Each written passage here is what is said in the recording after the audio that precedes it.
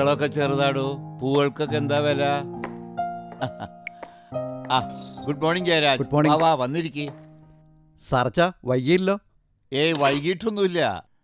പക്ഷേ സാറച്ച പരിപാടിക്ക് എന്തെങ്കിലും മാറ്റമുണ്ടോ? ഓണപ്പരിപാടിക്ക് എന്ത് മാറ്റാടോ ജയരാജേ, അതും തൻ്റെ ഓണപ്പരിപാടിക്ക്.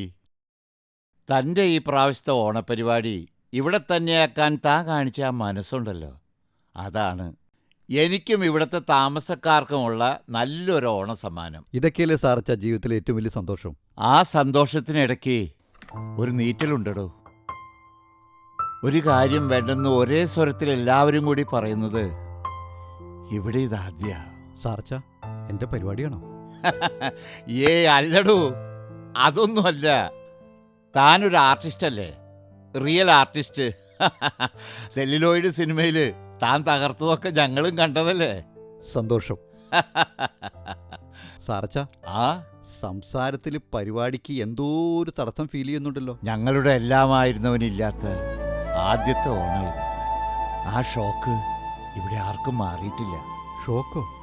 എന്തു വച്ചാ? ആ അത് ഞാൻ പിന്നെ പറയാം. ജയരാജ് വന്നേ, ആദ്യം നമുക്ക് ഇവിടെയുള്ളവരെ ഒന്ന് പരിചയപ്പെടാം. ഓ,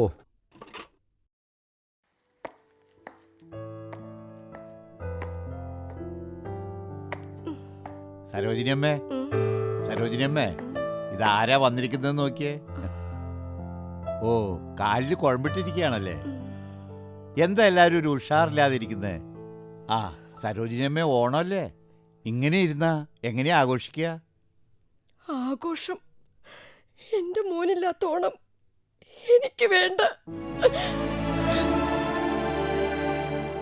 ഉസ്മാനിക്ക, അതെ, സരോജിനി അമ്മയോട് കാര്യങ്ങൾ പറഞ്ഞ് മനസ്സിലാക്കി വിളിച്ചോണ്ട് വാ. നമ്മൾ എന്ത് പറയാനാ സാറച്ച? അവനില്ലാത്ത ഓണം, അവനുള്ളപ്പോ മക്കളില്ലാത്തതിന്റെ ദുഃഖം നമ്മൾ അറിഞ്ഞിരുന്നില്ല. കുട്ടികൾ പറഞ്ഞ നിങ്ങൾ അനുസരിക്കാതിരിക്കില്ല. ഞാൻ അവരോട് പറയാം. വാ ജയരാജ.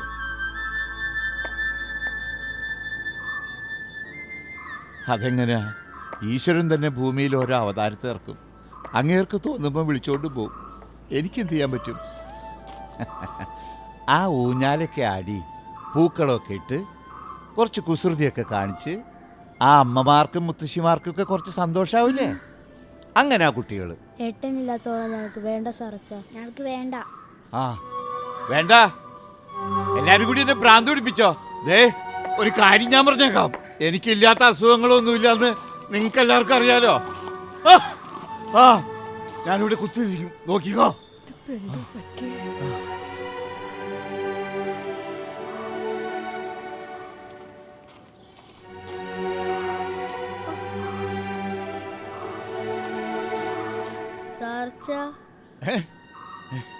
ദേ ആ മനുഷ്യന് ഒരു ഉരുള ചോറ് നിങ്ങളുടെ കൈ കൊണ്ട് കൊടുക്കണം.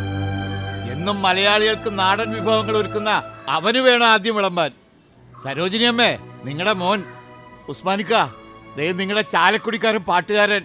മക്കളെ, നിങ്ങളുടെ ഏട്ടൻ ഒരു ദിവസം ഇവിടെ വന്നിട്ടുള്ളൂവെങ്കിലും ഈ കറുമ്പൻ ഒരായുസ് മുഴുവൻ ഇവിടെ കഴിഞ്ഞ പോലെയാ. ഇവന് വേണം ആദ്യം വിളമ്പാൻ.